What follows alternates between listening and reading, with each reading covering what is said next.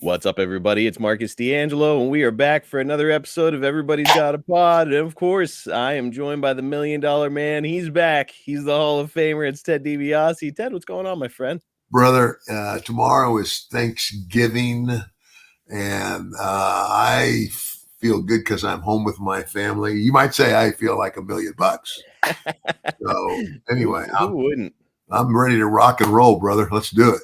Man, it's who wouldn't feel like $1 million? There's football, there's family, there's a ton of food. This is truly the most wonderful time of the Can't year. get any better than that.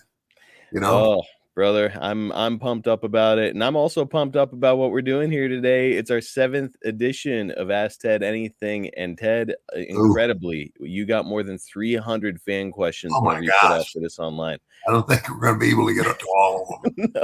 No, there's no way. But I mean, it just goes to show people absolutely love picking your brain, and I'm excited to go through some of these great questions with you. But before we do, you guys know what I'm up to. Get over to my YouTube channel. Rather, get over to our YouTube channel at youtube.com/@everybody's-got-a-pod and get subscribed. We've got some stories that you will not hear on the podcast over there that we drop every single Monday as YouTube exclusive clips.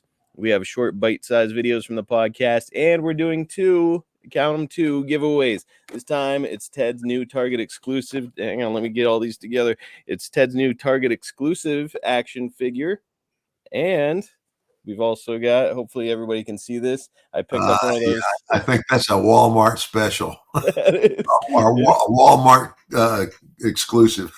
Yes, sir. The Walmart exclusive WWE superstars, like the He-Man style figure. By the way, Ted, I just saw that they're releasing more action figures of you. Did you see that? No.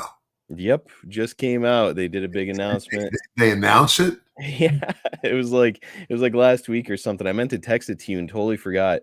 But yeah, I'll send you a screen grab of the action figures. Hey, keep them coming. Hey, yeah, it's a good thing, and it's a good thing over on our YouTube channel. All you have to do to be eligible to win those signed action figures is get over there and get subscribed. Again, it's youtube.com/@everybody's-got-a-pod. The nice part is, too, once you're subscribed there, you're going to be eligible for all future giveaways as well. So just go out of your way and do it. It's awesome over there. Also, Ted, before we get into our questions, I wanted to ask you a little bit about something happening in wrestling right now.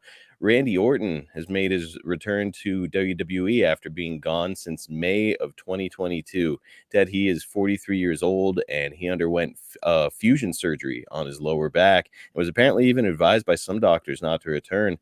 Ted, I know that you got to see a lot of Randy early in his career, and certainly when he was part of Legacy with Ted Jr. What do you think of his work and his decision to return? Well, I thought Randy was great. I really did. I mean, again, not all, but most guys like myself who grew up in this business and whose fathers were wrestlers, they do good. They do good because they've lived it all their life. And again, for those like, and Randy would be one of those because, his dad and I wrestled at about the same time. And yeah, and I don't know though, but I mean, it's kind of like, and how did you say he is now? He is 43 years old, and yeah, it's look, when he left in May of 2022, he was still at the top of his game. He had that back fusion surgery, so who knows if he's gonna be the same old Randy Orton. But I mean, even Randy Orton at whatever 60% is still probably going to be one of the better wrestlers out there, right? Yeah, I would agree. But it's like I just made a promise to myself way back when I started this, that I was not going to stay too long, that I was not going to, I don't want to be one of those guys showing up on TV, wearing wrestling tights and everybody's going, put a shirt on too, I'm like, and, we both know a couple guys that need to put the shirt on, right? There's a couple out there. Yeah. Great guys, great wrestlers, but and so anyway, my dad's passing made me promise myself that I wouldn't stay too long, and I actually, and I was still in pretty good shape, and I guess I would think Randy is too. When I was turning 40, but I had promised myself that I wouldn't, I was, so I said, active wrestler's done. And then I went from being a wrestler, in-ring wrestler, to a ringside manager. I was still in the business. I was still very, very much a part of what was going on, but in a totally new capacity.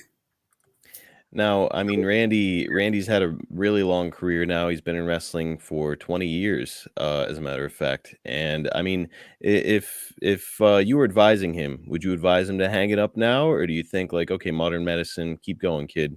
What are your thoughts? You know, I would probably have to talk to him personally and see just what's gone wrong with him, and and how long he wants to continue and that type of thing. But but having had back surgery, they must have done some kind of fusion or something.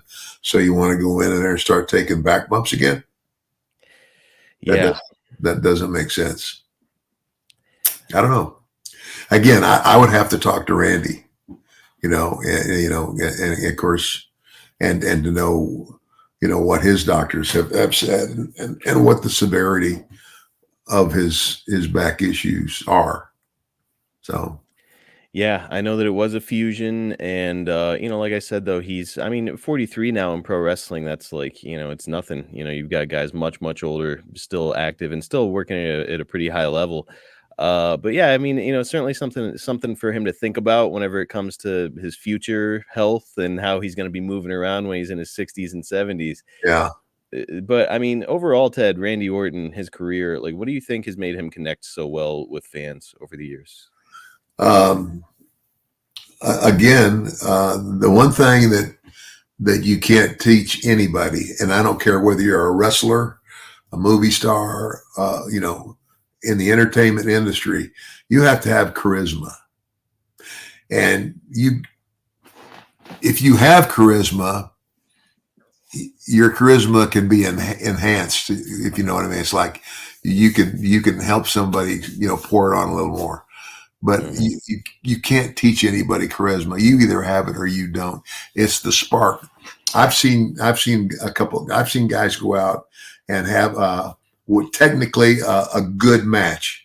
It's like they didn't do anything really wrong, but the match was flat because they're not doing anything as a personality to excite the crowd. Mm, If you know what I'm saying. yes. Yeah, it's hard. Charisma's hard to explain, but I mean, if you know, if you know it, you got it.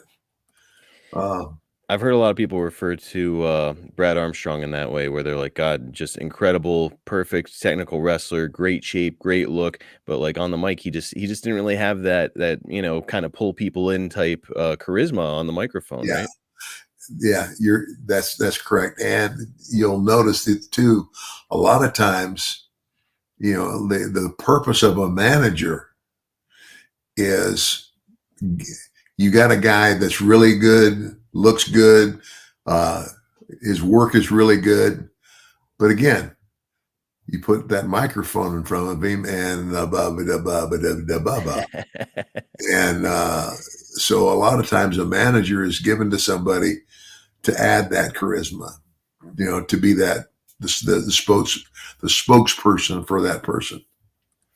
Well, Randy certainly never needed it. He's Yeah. got every single tool out there. He's great in the ring, great look, great Yes. shape, Yeah. a great finish. Yeah, great promo. So I'm glad to see he's back. But hopefully he'll can weigh all of his options very seriously before stepping back into the ring after a surgery like that, right? Yeah. Yeah.